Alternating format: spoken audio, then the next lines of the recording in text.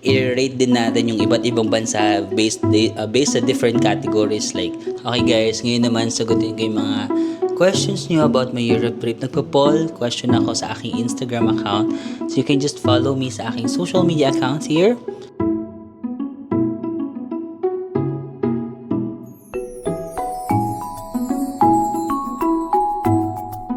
Summarize na natin kung magkano ba yung total na nagastos ko sa Europe. I-rate din natin yung iba't ibang bansa based sa different categories, like kung gaano kaganda, yung pagkain, people, safety later on. Okay guys, ngayon naman sagutin ko yung mga questions nyo about my Europe trip. Nagpo-poll question ako sa aking Instagram account. So you can just follow me sa aking social media accounts here. If you want to also participate sa mga pa-poll questions ko minsan. But yeah, yan. Ito yung mga inyong questions. I'm not sure kung masasagot ko lahat kasi ang dami guys. Parang if sagutin ko lahat baka hindi na kayanin ng oras. But those are your questions. Kung ano lang, kung hanggang saan lang ang kakayanin ng aking powers, no? So sige, first question from Mio Mao, or ilalagay ko na lang dyan kung kaya. Suggested route for first timer in EU, like aling country po recommended mag-start? Oh my gosh, suggested route. If it's your first time in EU, siguro pag first time kasi di ba parang gusto mo magpunta sa mga sikat. So ako, siguro lang kung first time mo, punta ka na lang sa mga sikat muna. Like, start ka sa Paris, sa France, punta kang Switzerland and Italy. Ayun, baka yung tatlo. Paris, Switzerland and Italy. Parang, I think, yun yung masasuggest ko na route. Kasi kapag first time mo sa Europe, usually, mga 2 weeks ka lang noon, di ba? Ganun, 2 weeks. I think that's okay. Okay na yung 2 weeks. Medyo bitin ng slide, pero pwede na rin, no? 2 weeks Paris or sa France ka ng mga 4 days. Tapos Switzerland ka ng 5 days. 9 days na yon. Tapos, Italy ka ng 5 days din. So, parang 2 weeks, no? Yeah, I think yun yung masasuggest ko for first-timer. Para ma-experience rin yung nature sa Switzerland, the city sa Paris, food sa Italy. So, yeah, I think pwede. Pero hindi ko sinasabi na sila yung mga personal favorite ko, no? Pero, if it's your first time, I think magandang route yun. And yun kasi yung parang masyadong kilalang route. So, marami din mga tour agency na nag-o-offer ng ganong klaseng route. So, it will be easier if it's your first time. Next, from Ace Destin. What are your realizations in your EU trip? In life, travel, vlogging, or... Ang lalim ng tanong, B. What are my realizations in life after the EU trip? In life, in travel, vlogging, or in general?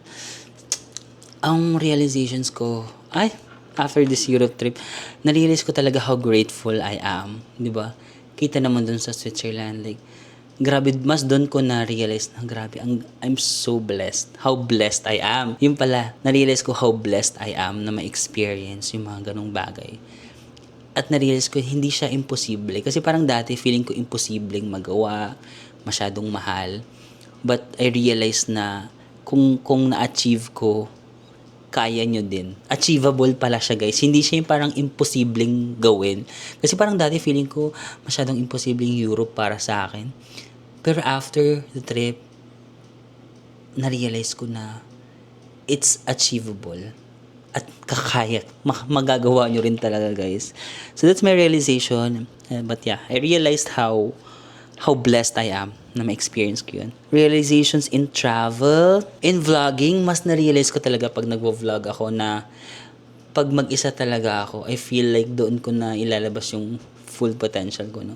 Feeling ko mas may connection talaga ako sa audience ko based lang sa response or how you responded during my Europe trip, no? Parang feeling ko ang daming mga positive responses, ang daming mga nag-follow, mas tumaas yung view counts, and feeling ko because mas nakapag-connect ako sa audience ko. Kaya hindi ako nagsisisi na mas pinili ko mag-solo travel. Kasi alam ko talaga na kapag solo travel ako, mas may connect ako sa audience ko. And doon yung na-realize ko when it comes to traveling and vlogging na pang solo travel talaga ako.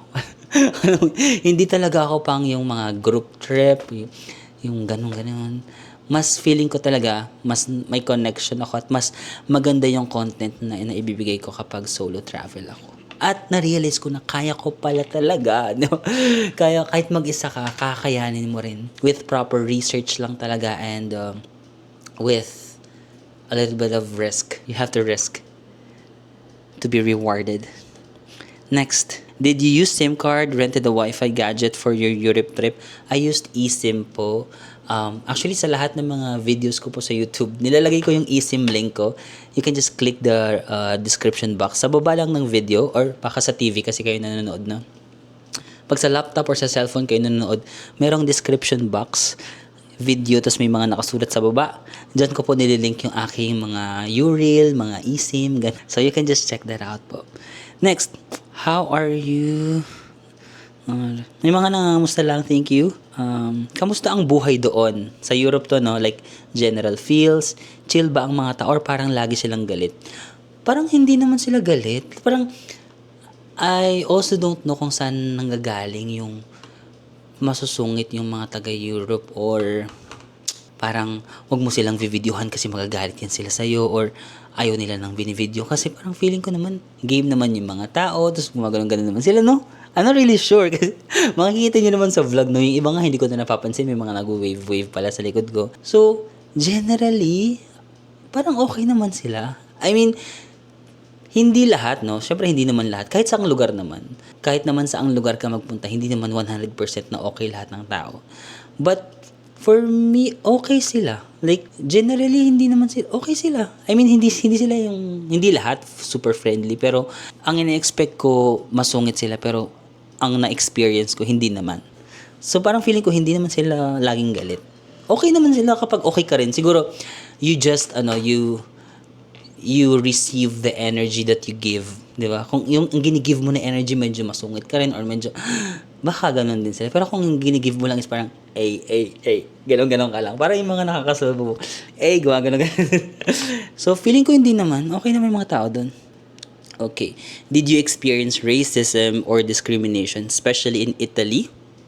Racism? In Italy? Parang wala naman ako na-experience na racism or discrimination sa Italy.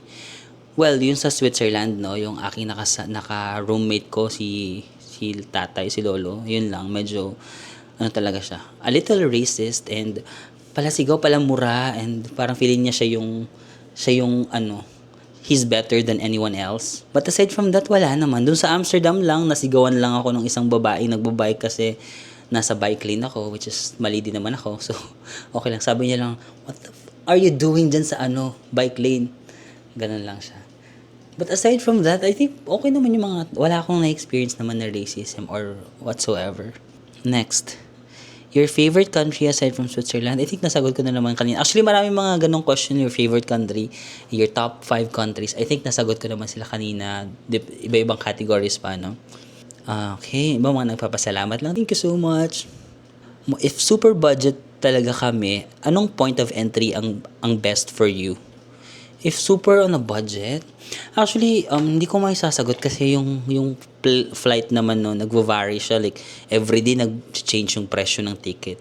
Pero, noong nag-check ako, nung nagde-decide ako, diba, saan kaya ako mag-entry? Mga murang nakikita kong entry, Amsterdam, which is weird kasi mahal yung pagkain sa Amsterdam. Pero parang mura yung mga plane ticket from Manila to Amsterdam or Manila to Italy. Nung check ako, sila talaga yung mga mura, Amsterdam or Italy. Medyo mura din yung pa Madrid yung sa Spain.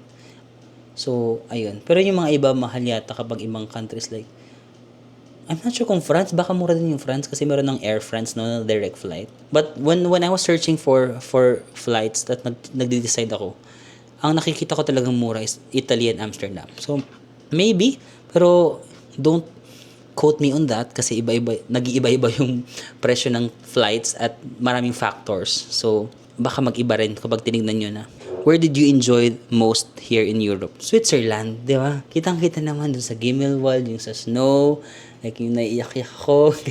Switzerland talaga, parang feeling ko lumabas yung pagkabata ko nung nasa Switzerland ako. So, doon talaga ako pinaka nag-enjoy. Congratulations, maraming salamat sa mga yung ibang mga questions parang almost same lang naman.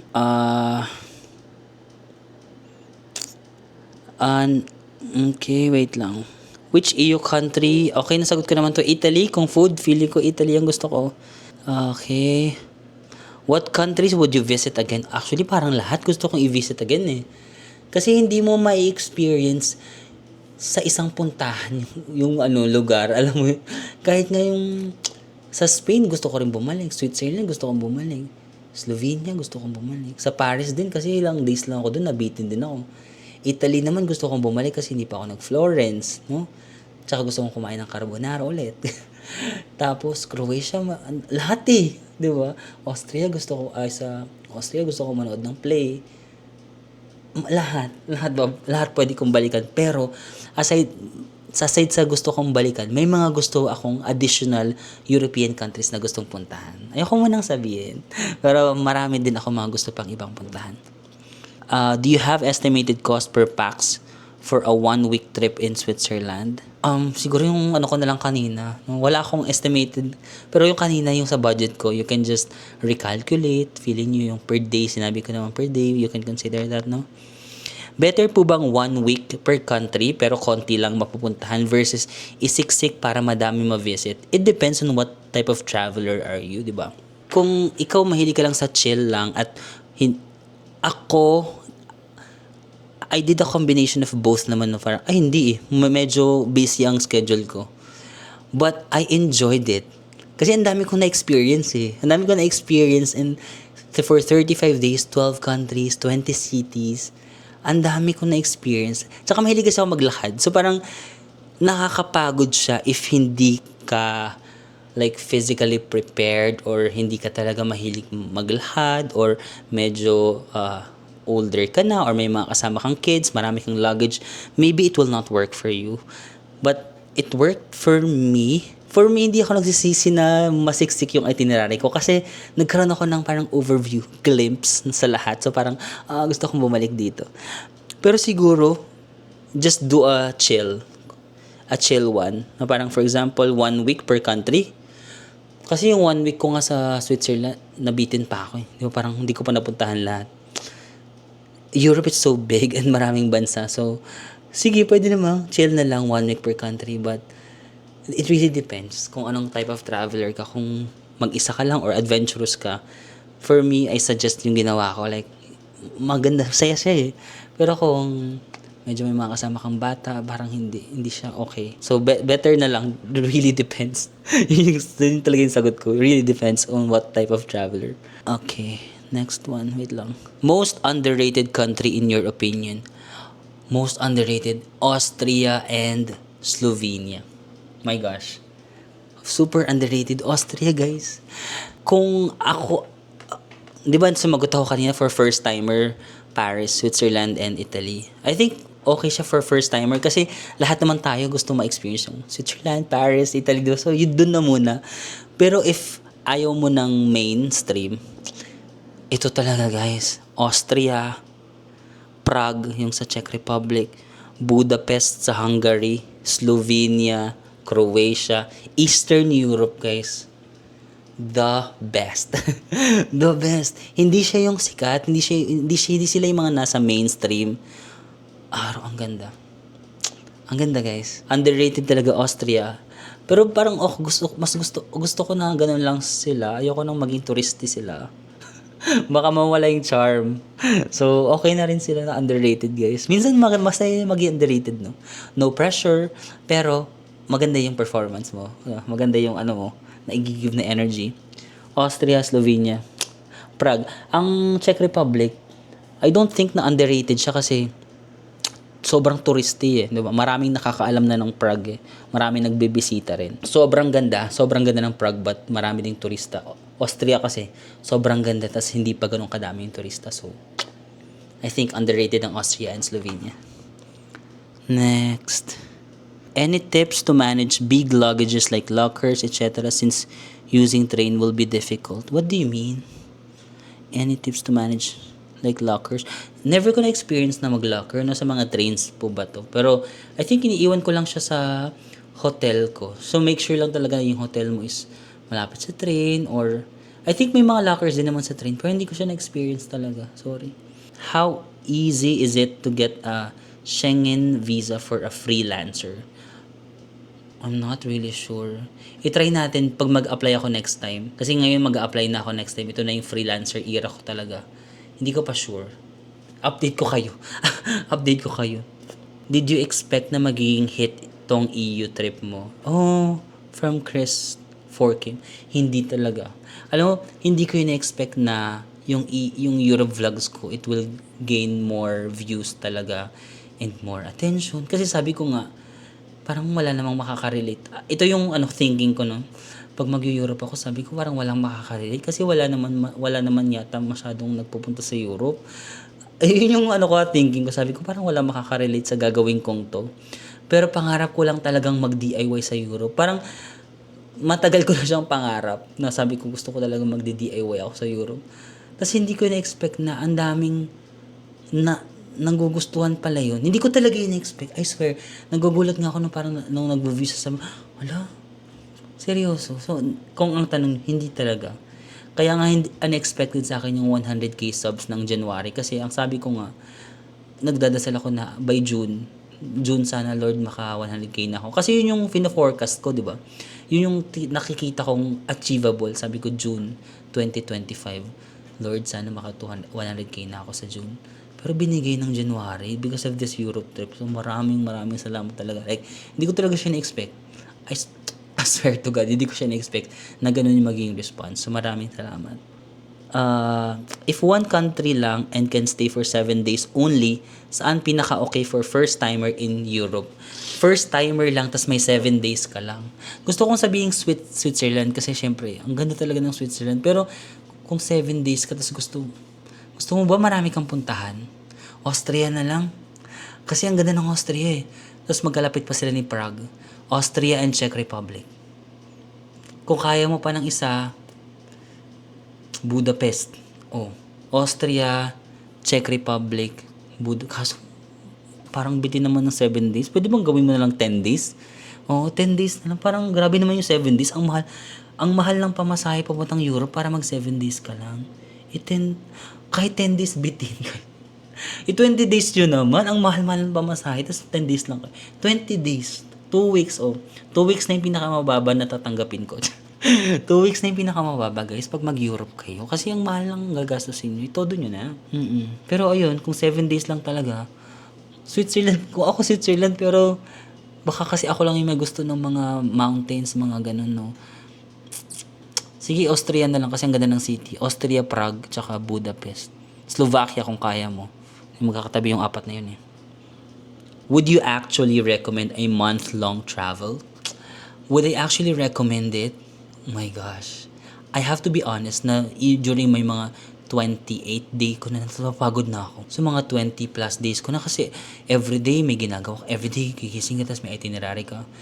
So, depende sa resistensya mo. Kung hindi ka physically ready, I would not recommend. Kasi ako talaga pagod na ako guys.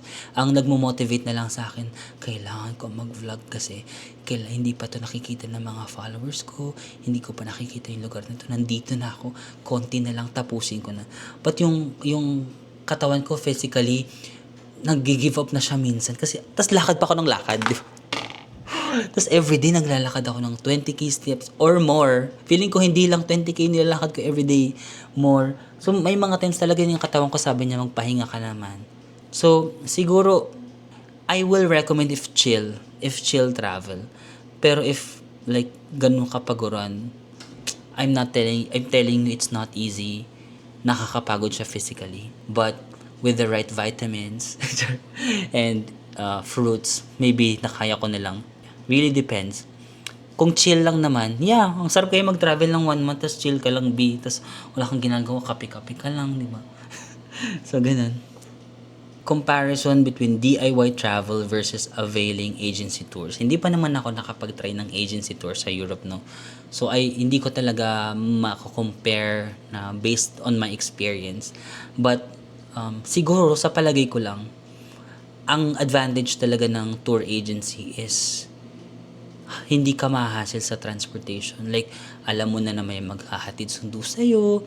Alam mo yun, hindi, kung ang kasama mo mga seniors, probably, or may mga kasama kayong kids, probably maganda yung tour agency kasi hindi talaga na kayo mapapagod. Tapos may schedule na kayo, may free hotels na kayo. So, everything is, if gusto mo convenience, if you're looking for convenience, doon talaga ako sa tour agency. But if you're looking for experience, real experience, go for DIY.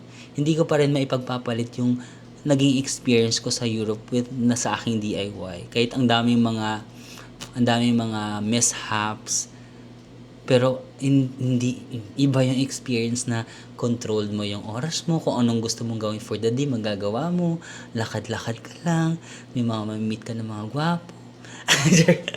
So, ganun talaga. If convenience talaga, very convenient talaga ang tour agency, hindi ka na maliligaw.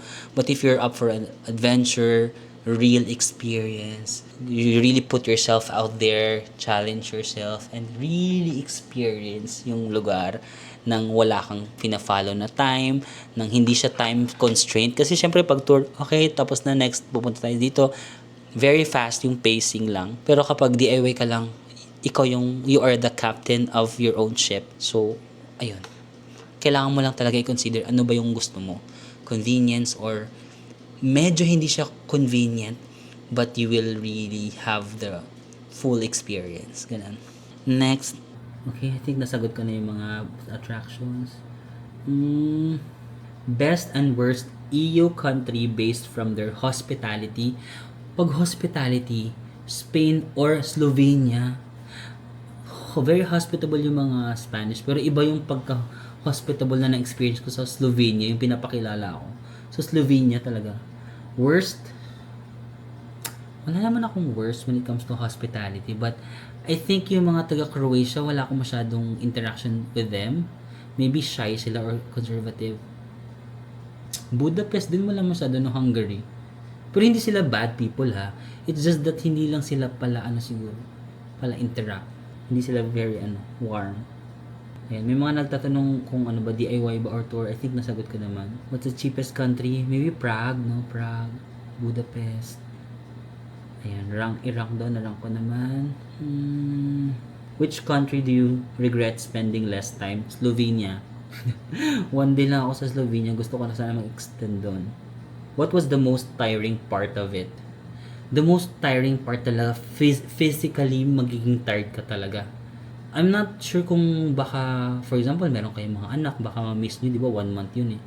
Ako kasi very independent akong type of tao na kahit saan mo ako ilagay, kaya kong mapag-isa. Kaya kong mag-independent, maging solo ako. So, dun sa aspeto na yun, emotionally, I think kaya ko yun eh. Or mentally, kaya ko. Physically talaga ako napagod. Imagine 35 days. Puro kalakad, nakakapagod talaga siya ng mga 20 plus days na. Pero, nilalaban ko na lang talaga. Kaya minsan, di ba, late na ako mag-start. Kasi, pagod na talaga yung katawan ko. I think, yun talaga. Yun yung mong kalaban, yung physical.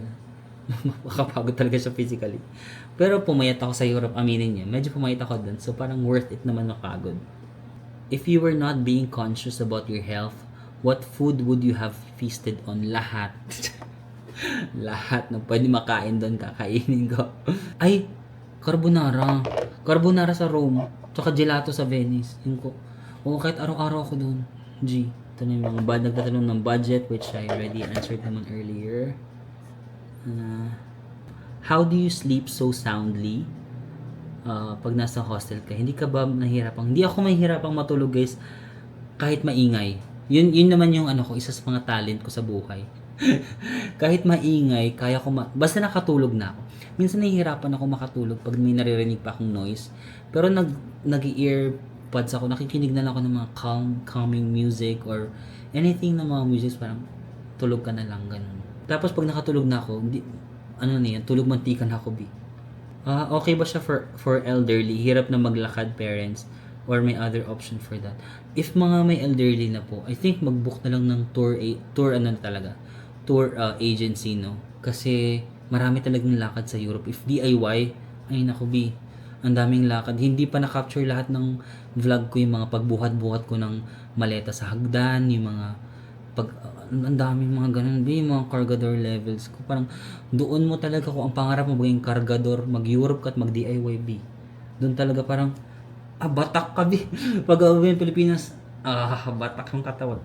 Mahirap siya kapag for elderly na I think better to tour na lang or chill travels na lang. Like for example, kung gusto niyo mag-DIY, chill travel lang. Parang punta kayo sa Italy or for example sa Rome, tas after ng isa, tas kape-kape na, kain-kain lang. Walk-walk na lang ng hindi mabilis. Kasi ang Europe guys, sabi ko nga, mas may enjoy nyo siya kapag parang prinsesa ka lang. Yung hindi ka nagmamadali. Yun yung mga isa sa mga masayang parts ng aking Europe trip. Yung parang hindi ako nag-ano ng itinerary, parang chill-chill ka lang. Actually, hindi mo naman or kung gusto yung kasi mahirap sa atin mga travelers, mga turista no kasi lahat gusto natin puntahan mga tourist spots. Pero kung gusto mo chill lang, masaya mag-chill sa Euro. Oo, ang ganda, ang saya magkape-kape. Ganun na lang yung ano nyo. Kung gusto nyo DIY, kaya naman ng mga elderlies. Pero ano, ganun na lang. Like, kape-kape na lang tayo. Ganda-gandahan, picture-picture, ganun lang. Pero kung yung ginawa ko, hindi siya yung ginawa kong hindi siya for elderly, mahihirapan. Ako nga nahihirapan eh. Or elderly na rin ako. Nahihirapan nga ako eh. How did I book my flight? I just booked it directly sa Qatar. Ito yung isa sa mga tip na ibibigay ko sa inyo. Usually, mag-check ako ng mga flights sa Google Flights or cheapflights.com. Ayan, yung mga favorite kong. Tapos pag nakita ko na yung airline, di ba? Cheapflights.com or Google Flights, parang third party, kasi sila, website. Pag nakita ko na, okay, sabi ni Cheap Flights, ang pinakamurang daw is Qatar Airlines. Tapos pupunta naman ako sa website ni Qatar Airlines, qatarairlines.com. Kasi check ko naman, magkano ba doon? Pag same lang naman, doon na ako nagbo-book mismo sa airline website. Kasi, for example, may mga changes. Mas madali kasi kung sa airline ka na nag-book, di ba? Kasi hindi na siya dadaan sa third party. Baka kapag magka-cancel ka or magre-refund ka, baka mahirapan ka. Pero sometimes naman, mas mura kasi yung offer ng mga third party. For example, kapag magbo-book ka directly sa Qatar Airlines, ang ano nila mga 49,000. Pero kapag dun ka sa third party, 46,000 lang. So, minsan sabi ko sayang 3,000 dito na. So, kailangan mo talagang it's a risk that you have to take. Minsan lang kasi mahirap mag-cancel kapag third party kasi a-approve ni third party tapos a-approve pa ni Qatar Airways for example, ng first party. So, ang daming process na manggaga. Pero ayun, yun yung ginagamit. Depende. Pwede akong diretso sa airline or sa mga third party apps. Okay. Any FAM encounters?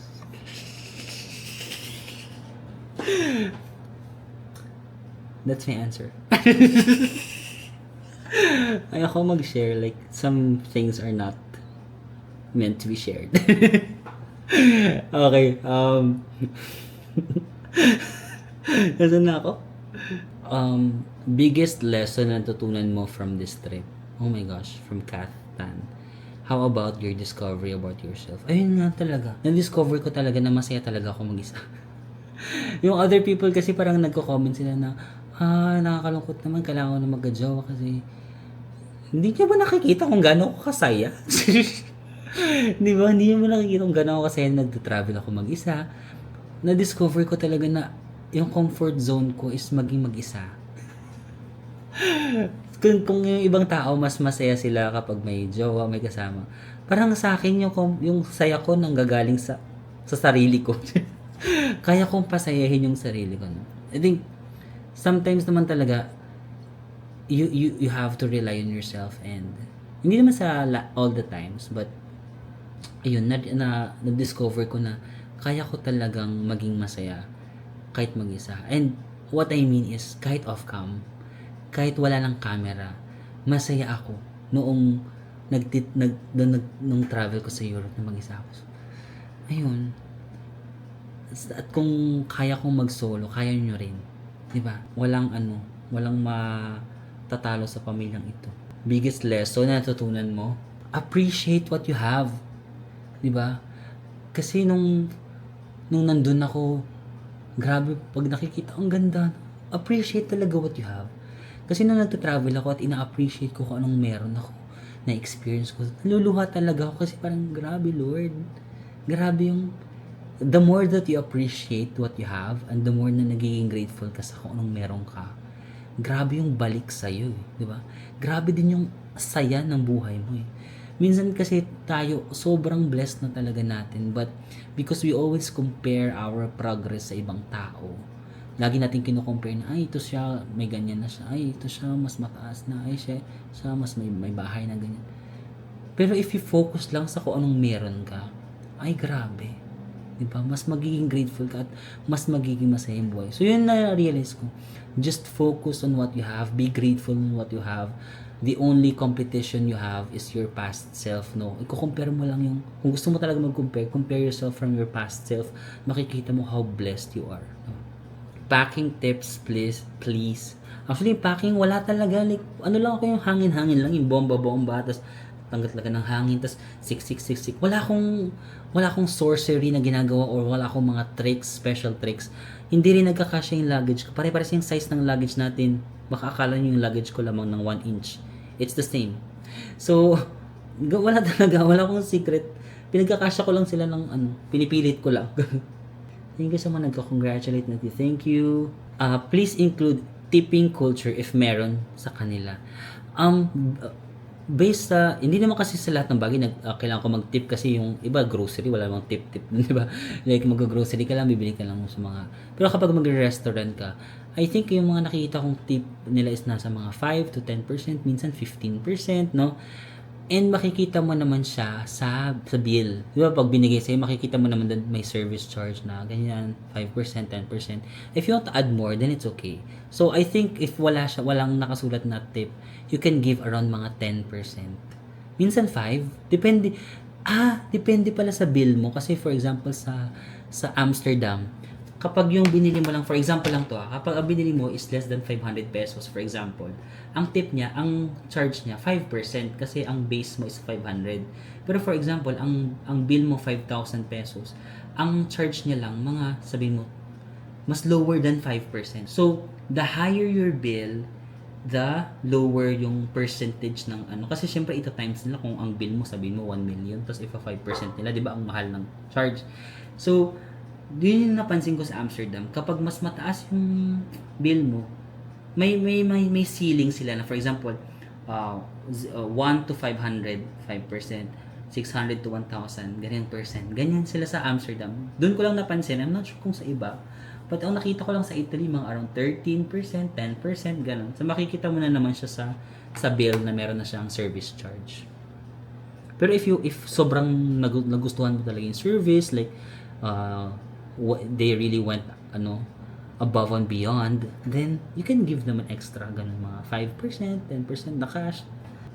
What are must brings when traveling? Oh my gosh, if you're traveling during winter, guys, sobrang importante ng moisturizer. Sobrang nakaka-dry. As in, pati yung singit ko, yung legs ko nagda-dry. Tas, pag nakakaskas pa siya sa pants ko, minsan parang na-irritate pa, parang nagsusugat-sugat ng konti, parang medyo sensitive kasi yung skin ko, so nagsusugat-sugat siya ng konti, so kailangan ko talagang i-moisturize. As in, pagkakaligo ko, i-moisturize ko yung buong katawan ko, kasi if hindi ka mag-moisturize sa winter, pag uwi mo ng bahay sa kinagabihan, ang dami mo ng mga dry skin, yung lips mo dito, lip balm, kasi lagi na yung mo. Tapos wala nga ako dito kung meron kayong mga earmuffs and all. Medyo mataas kasi yung tolerance ko sa lamig. So parang malamig siya pero kinakaya ko pa naman. Pero kung hindi nyo kaya, kasi malamig talaga, dala lang kayo ng mga earmuffs and bonnet. And dito, sobrang importante yung dito sa liig. Kasi pag naaanuhan yung dito mo, ang lamig, di ba? So, i-cover mo yan dito. Yung mga must brings during winter. Ano pa ba? Yun lang naman. Do you have any regrets? Wala akong regrets sa EU trip na to. Hindi siya pang Miss Universe na answer na plastic. Wala talaga akong regrets. Although yes, may mga mishaps, may na-scam ako. But it's really part of the overall experience eh. Parang kailangan talaga siya mangyari para, I don't know, wala akong regrets. I'm so happy. Next places you'll visit. Wala pa ako. Actually, hindi na kasi ako kagaya last year. Last year kasi, 2024, yung buong year ko, plinano ko talaga yung mga trips ko. Like, as in, every month, alam ko na kung saan ako pupunta. May mga nakaplano na ako. But then, ang problema kasi dun, minsan may mga trabahong dumadating, may mga work trips na parang, hey Marvin, pwede kang ma-invite namin sa ganitong ganyan trip. Tapos yung ibang mga invitations, nadi-decline ko kasi nga nag-book na ako ng flight, like meron na akong trip on that day. So sabi ko, hindi na siguro. Yung dati rin, yung nagsapa ako with friends, di ba? Tapos nagkaroon ako ng trip sa Japan, ng trabaho. So, ang trip ko from Manila to Sapa or to Vietnam, hindi ko siya nasakyan kasi nanggaling ako sa Japan. Tapos nung hindi ko siya nasakyan, na-cancel yung ano ko. Tapos pag pauwi ko, wala pala akong flight. Tapos napunta ako sa China. Tapos parang hindi ako nakapag-enter. Ang dami nangyari, diba? So sabi ko, okay, maybe hindi ko muna ipaplan yung trip ko for the year. 3 months muna ako. Like, nakaplano na yung mga next ko in the next 3 months. So, ayun muna. But in the next 3 months, medyo marami akong naka-line up na work trip. So, ayun naman, grateful naman ako. Parang every month, meron tayong mga naka-line up na for work trips. Ano siya, parang trips with brands. So, maybe ayun muna. But then after that, then we'll see. Pero plano ko talaga na mag-visit ng mga ibang places na hindi ko pa napuntahan. So, that is something naman that I'm looking forward this 2025. Makapag-visit ng mga bansang hindi ko pa napupuntahan. And hopefully, mapuntahan natin. Kasama kayo. Let's go. Okay. Buti pinaalala nyo. I-share nyo po ba yung Google Sheet for your EU itinerary? Oh my gosh, yes. I will share that. Pero yung ibang mga itinerary doon, hindi ko na na-follow guys ha. But I'm gonna share that. Sige. Thank you for reminding me. Sige. Ililink ko na lang dyan sa description box. Sa baba. Description box below. I will link the ano. Even yung budget ko. Gusto nyo ba makita yung budget summary ko? I can also link that. If you want. And then, saan na ba tayo? For you, anong bansa sa Europe ang unexpectedly nagbigay sa'yo ng wow factor? Slovenia. Favorite ko talaga kasi wala siya sa mga nilulook forward ko masyado. So parang, ay, ang ganda pala lang. So, wow factor Slovenia. Natawa ko sa mga question ng iba kasi mga personal question. Hindi naman yan no Europe. Na-inspired ka ba to visit EU again? Yes, super duper yes. Actually, after that Europe trip, mas na ano pa yung fire ko to visit iba pang mga European countries or balikan yung mga iba pang European countries. Yes. Do the train stations have lifts, elevators for seniors or PWDs? I think some, pero hindi lahat, no? Hindi lahat. Pero yung mga major train stations, parang meron naman mga lifts. Pero yung iba, wala. Yun lang yung mahirap. Which is better transportation for traveling to one country from another, plane or U-Rail? Depends again. Wala kasing parang okay, best yung U-Rail, okay, best yung airplane. Really depends kung saan ka magta-transfer. For me, if ano lang naman, like for example, like yung few hours lang, Slovenia to Croatia, like 2 hours lang yun. Siyempre, maganda yung bus, like Flixbus. Pero kung mga, for example, Paris to Switzerland, I think okay naman yung train kasi 4 hours ba yun? Mga 3 to 4 hours lang, no? From Paris to Zurich, okay naman yung train. So, convenient naman.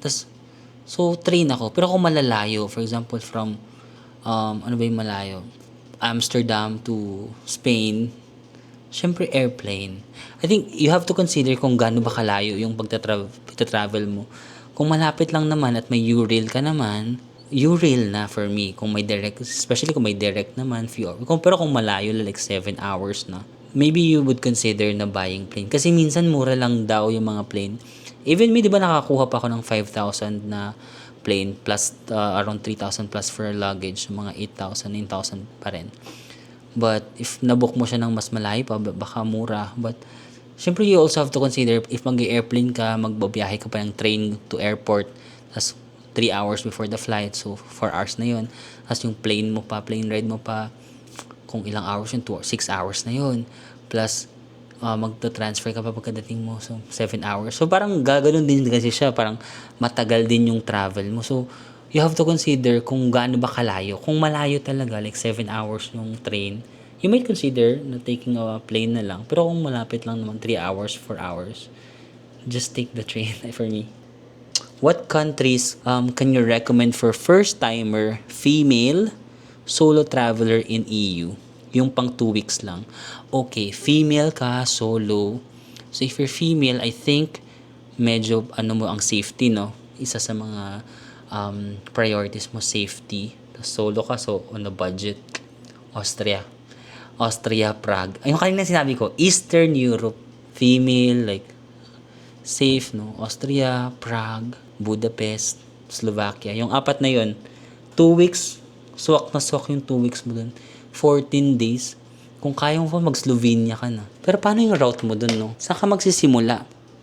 Simula ka sa Prague, kung may may plane na from Prague, punta ka sa Austria, Czech Republic ka, no? Prague, Austria, Slovakia to Budapest to Slovenia or Croatia. Eastern Europe, I think, 14 days. Swak yun. For me, no? Kasi female, eh. Okay, yun recommend ko, Eastern Europe. Some travelers say, pack for 4 days even if you'll travel 30 days. You think it's doable? Grabe naman, yung 30 days ka pero 4 days lang yung pangdamit mo. Pang 4 days lang. Siguro kung summer. I think kung summer, okay lang ako mag-backpacker. Like, may malaki lang ako ng backpack. Tapos 30 days ako kahit meron lang ako mga 12 na damit, lalabhan ko na lang. Pero kung winter, tas parang hirap na, no? 4 days lang. Pero, pwede. Kasi actually, pag na-winter naman, hindi na sa pag-aano. Pero hindi naman masyadong nangangamoy yung damit, no? Parang hindi ako pinagpapawisan doon masyado. So, kahit na suot ko na, parang wala masyadong amoy. Ang problema lang doon, baka bigla ka mangate, ganun. Pero I think, pwede. Pero wag naman pang 4 days. Kung 30 days ka, kahit pang 10 days, tas laba-laba ka na lang ng ang pag winter yung pang outer jacket mo na makapal kahit di mo naman masyadong labhan yun kasi meron ka namang inner jacket. Yun lang yung problema, yung inner jacket, baka bigla ka mangate. Pero hindi siya nangangamoy talaga during winter. But ayun, pag summer mas maganda kasi t-shirt, shorts ka lang. What is your most unforgettable learning during your entire Europe trip? Gosh, unforgettable learning. I feel like there's always good people in every place that I visit, no? A lot of people will say na masasama yung ugali, parang laging galit, laging masusungit. But ako, I always look at the silver lining kasi I always look at the silver lining. And I feel like in every places na binivisit ko, meron talagang mga mabubuting tao. Diba? Nakita nyo naman doon sa Budapest, yung mga Kazakhstan na couple, yung mga tao sa Switzerland na hindi ko lang na-vlog pero tinutulungan ako. Basta, I feel like sa lahat ng lugar, meron talagang taong mabait pa rin. Meron pa rin talagang taong tutulong sa'yo. You just really have to be nice also to them, di ba? I think that you receive the energy that you give. So if you're nice to them, I think they're also nice to you. And that's it. Thank you. Sorry.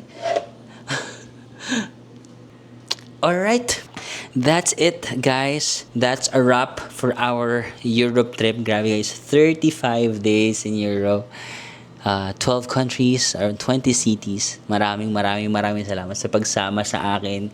Sabi ko naman sa inyo, I will tag you along with me in every step of the way. Isasama ko talaga kayo sa mga pagsubok, mga successes, yung mga makikilala natin cute, mga lahat. Maraming salamat sa pagsama sa akin, guys, no? At kung nagawa, may kape kasi ako dito, guys, kasi anong oras na? Actually, naantok na ako. Kung nagawa ko siya, guys, magagawa nyo rin. Parang, yun yung gusto kong message na ibigay, no? Na kung nagawa ko siya, magagawa ko rin. Kasi magagawa nyo rin. Kasi akala ko dati, very impossible na makapag-travel sa Europe. Masyadong mahal ang Europe. Guys, hindi. Maraming mga options available. Groceries. At I hope na one day, kayo naman yung makabisita sa mga lugar na binisita ko. You just really have to believe in yourself. Put in the right amount of work. Be true to yourself kung sino ka. And then one day, and pinaka-importante, pray and trust His plans. Siya talaga, no? Si Lord talaga, oh my God, siya talaga. Manifest, work hard, but always talk to Him. always ask first guidance. One day, magagawa nyo rin. Ayun lang naman guys, no? Maraming salamat. Marami pa tayong bagong lugar na bibisitahin. May mga lumang lugar na napuntahan na natin pero i-revisit din natin. But, for sure, magsasama pa rin tayo ngayong 2025 at sa mga upcoming years to come, marami pa tayong i-visit na country. Sakto may kape ako. Mag-cheers tayo. Antayin ko kayo. 5, 4, 3, 2, 1. Cheers! Boogs! Maraming salamat sa pag-antabay sa Europe series, guys. One of the best, if not the best series by far na nagawa ko. Maraming salamat sa iyong suporta. Cheers to more travels, more people na makikita natin, mamimit natin, more experiences, more tips, more fun. Thank you, and I'll see you again on the next one. Bye-bye!